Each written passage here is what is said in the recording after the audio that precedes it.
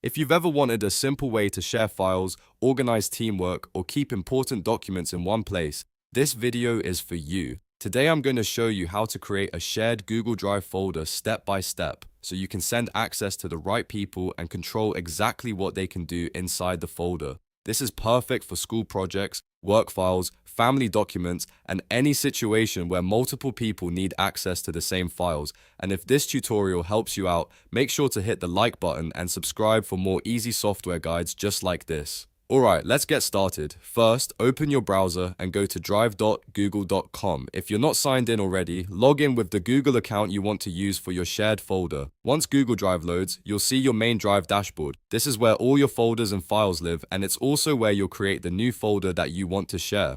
Now look to the top left corner and click on New. This button is where Google Drive lets you create folders, upload files, and start new projects. After clicking New, choose New Folder from the menu. A small window will pop up asking you to name your folder. Type in a clear name that makes sense for the people you're sharing with so everyone can find it easily later. Once your folder name is ready, click Create. Google Drive will now make the folder and add it to your drive. The next step is to select that folder because sharing settings apply to the folder itself. Click once on the folder you just created so it becomes highlighted. Then, at the top of the page, click Share. This is the button that opens the sharing panel and lets you invite people by email. Inside the sharing window, you'll see a field where you can enter the recipient's email address. Type in the email of the person you want to give access to. You can add one person or several people depending on who needs access to the folder. After entering the email, look just below for the permission settings. This is one of the most important parts because it controls what the other person can actually do.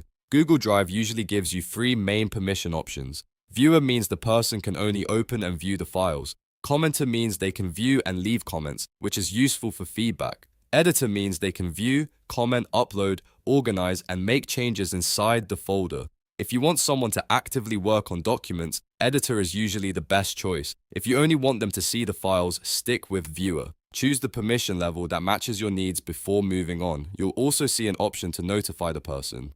If you want Google Drive to send them an email automatically, keep notifications enabled. If you'd rather share the folder quietly and send your own message later, you can turn that off. This part is optional, so choose what works best for your situation. Once everything looks correct, click Send. Google Drive will then share the folder with that person and they'll receive access based on the permission level you selected. At that point, your shared Google Drive folder is ready to use. You can keep adding files to it and everyone with access will be able to see the updates according to their permissions. That's really all there is to it. In just a few steps, you've created a shared Google Drive folder and given someone access in a controlled and secure way. This is a great skill to have whether you're collaborating with teammates, sharing homework, organizing client files, or setting up a shared workspace for a project. If this video helped you, please give it a thumbs up, subscribe to the channel, and turn on notifications so you don't miss the next tutorial. Thanks for watching, and I'll see you in the next one.